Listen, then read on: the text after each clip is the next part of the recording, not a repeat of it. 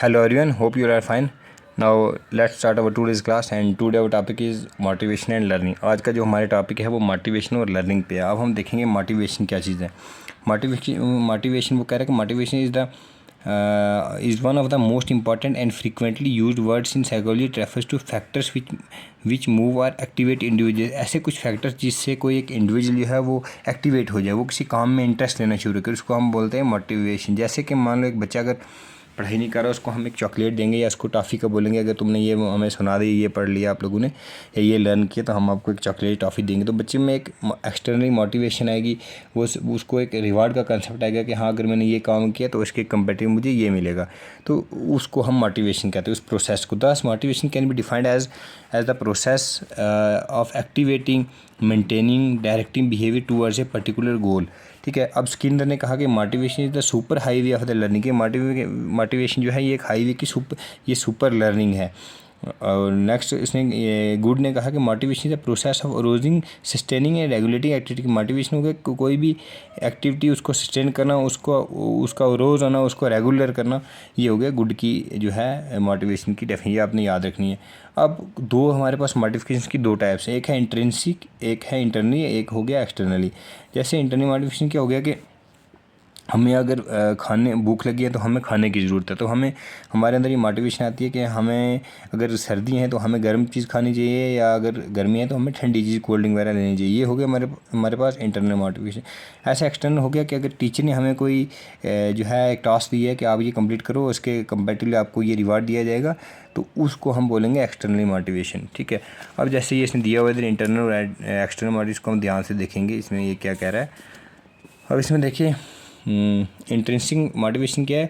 It is an internal force of motive within the individual which propels him to display certain behaviour, self confidence, competence. इसमें यह है कि मतलब ऐसी motive जिसमें बच्चे के अंदर खुद ही एक बिहेवियर चेंज की एक अंदर एक जागृति आए, उसको एक सेल्फ कॉन्फिडेंस हो जिसमें उसमें कॉम्पिटेंस है. ये हो गया इंटरनल मोटिव. ये नेचुरल भी हो सकता है, ये पॉजिटिव होता है, ये एक्शन एक्टिव होता है, ये जैसे मैंने यहाँ लिखा है.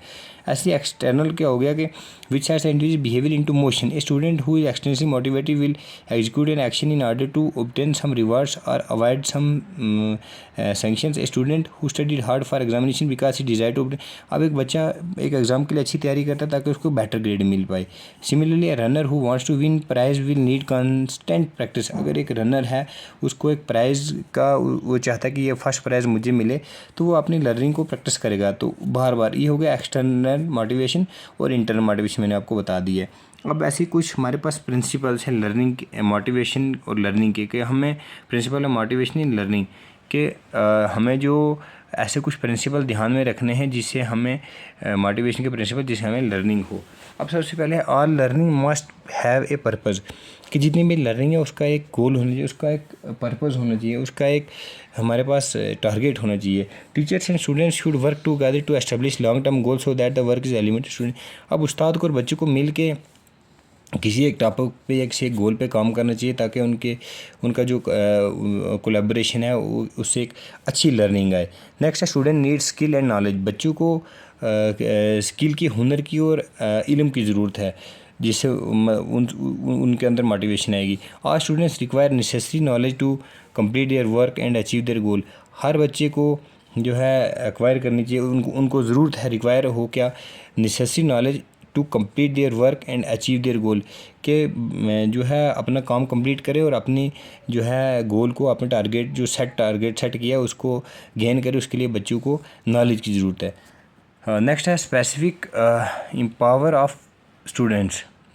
स्पेसिफिक डायरेक्शंस एम्पावर स्टूडेंट्स, के बच्चों को जो एक स्पेसिफिक डायरेक्शन होगी वो उनको एम्पावर करेगी किसी भी टारगेट को अचीव करने में. जैसे when students know exactly what they must do to complete assignments they will approach their work with confidence. And जब बच्चों को ये पता होगा कि जब वो ये जानेंगे कि वो किसी काम को कैसे कंप्लीट करें, तो वो क्या करेंगे, दे will approach their work in confidence interest. फिर उनको उस काम में अप्रोच करने के बाद उनको इंटरेस्ट डेवलप होगा, तो उससे उनकी लर्निंग होगी. ओके, ये हो गया स्पेसिफिक डायरेक्शन। अब नेक्स्ट हमारे पास students want to have fun while they work. Teachers who offer enjoyable learning activity then find the students are less likely to be bored. अब जिस उस्ताद या असातिज़ा जिस बच्चे को जिस काम को वो सिखाते उसको इंजॉय करके अगर सिखाएं, उसको फ़नी वे से पढ़ाएं, या उनको टीचिंग लर्निंग एक्टिविटी जो है वो एक एक्टिविटी बेस हो, तो उससे बच्चा जो है वो बोर कम होगा, वो अच्छे से ध्यान से सीखेगा। नेक्स्ट है offer activities that involve higher order thinking skill. अब जो स्टूडेंट्स हो वो उनको जो है वो एक खुली किताब है, वो ओपन माइंडेड होते हैं, और उस्ताद को ये चाहिए कि बच्चे को क्या किया कि हायर ऑर्डर थिंकिंग स्किल्स बढ़ाने चाहिए, जिससे बच्चा जो है वो अपने डेवलप हो सके, उसका जो है मेंटली जो है डेवलपमेंट हो सके। जैसे इसने ये कहा कि requires high level thinking skills and which move your students to a right direction. अब नेक्स्ट है curiosity is an important component of motivation. Curiosity हो गया कि तुम्हें किसी चीज़ को पाने की जो चाहत है वो कितनी है, वो उससे भी जो है एक इम्पॉर्टेंट जो है कंपोनेंट है वो मोटिवेशन की। जैसे when students want to learn more about a topic, जब बच्चे किसी टॉपिक के बारे में ज़्यादा जानना चाहते हैं, they will tackle challenging assignments in order to satisfy their curiosity.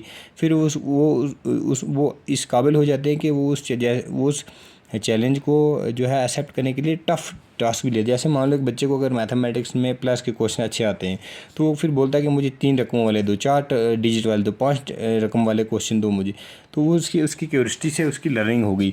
Next है a blend of praise and encouragement is effective in building self reliance. इसमें ये कह रहा है कि a blend of praise and encouragement is effective in building self. अब किसी बच्चे को जब हम उसको इनकरेज करेंगे, उसको मोटिवेट करेंगे, उसकी तारीफ़ करेंगे, तो उससे भी बच्चा बहुत कुछ सीखता है। उससे खुश होकर बच्चे के अंदर सीखने की जो है ताकत वो बढ़ेगी। Teacher who offer sincere praise and encouragement establish A positive nurturing classroom atmosphere. इससे क्या होता है कि क्लासरूम जो है वो एक पॉजिटिव वे में हमारे पास जो है सामने आएगा, और बच्चों की टीचिंग एक्टिविटी है वो बहुत अच्छे से होगी। अब नेक्स्ट है हमारे पास एक कम्बिनेशन ऑफ एक्सटेंसिंग एंड इंट्रेंसिंग रिवार्ड। इसका जो कम्बिनेशन है उससे भी ये होगा कि बच्चा इंटरनली भी मोटिवेट होगा और एक्सटर्नली भी, और वो अच्छे से ध्यान से सीखेगा। नेक्स्ट है involve students in collaboration activity. बच्चों को इकट्ठे करके अलग अलग जो है एक्टिविटीज़ दें, उनको मोटिवेट करें ताकि वो किसी भी जो है टास्क को अचीव करें। नेक्स्ट है student tend to work harder when students believe that their teacher lacks them, which is probably the most important principle of motivation। कि स्टूडेंट को क्या करना चाहिए कि सख्त और हार्ड काम जो है वो दे के उसको फैसिलिटेट करना चाहिए, ताकि बच्चों को ये बिलीव हो कि जो उसका उस्ताद है वो उनको लाइक करता है, उनको पसंद करता है, और बच्चों की हेल्प और सपोर्ट करता है, उससे बच्चे भी अच्छे से सीखेंगे। अब हमारे पास है क्या बहुत important theory, Maslow's hierarchical theory. इसको हम देखना ये क्या कहती है, मैस्लोज हायरार्किकल थ्योरी। अब इसमें यह है कि Maslow's theory of motivation state है men's behaviour is controlled by both internal and external motivation factors which he call needs. हाँ, उसने कहा कि जो ज़रूरत है वो एक इंटरनली भी हो सकती है और एक्सटर्नली भी, उसी से डेवलपमेंट होगी किसी भी आदमी की, किसी भी बिहेवियर की। He describe these needs as being hierarchy in nature, meaning that some needs are more basic or more powerful than others. As these needs are satisfied, other higher needs emerge. He classified them into 2 categories, into basic needs and growth needs. अब इसमें उसने ये Maslow में आप इतना याद रखना है सिंपल कि उसने एक हायरार्किकल एक जो है वो दिया है कि थ्योरी के, जिसमें हायरार्की कौन सी मैं आपको बता दूं, जिसमें आज जैसे ये मैंने यह एक ट्रायंगुलर डायग्राम ने आपने इसको ध्यान से देखना है। इसमें सबसे पहली है फिजियोलॉजिकल, फिर है सेफ्टी नीड्स, उसके बाद लव एंड बिलीव, उसके बाद सेल्फ एस्टीम, और नेक्स्ट है सेल्फ एक्वाइजेशन। मतलब इसमें इतना याद रखना कि बच्चे को पहले अपनी नीड, उसके बाद उसको सेल्फ रिस्पेक्ट की ज़रूरत है, और सेल्फ रिस्पेक्ट के बाद उसको दूसरे की रिस्पेक्ट भी करनी है। तो ये सारी चीज़ें मसलन दी है। So I think it must be clear to all of you, and do like, share and subscribe the channel for more latest videos and latest updates. So thanks a lot.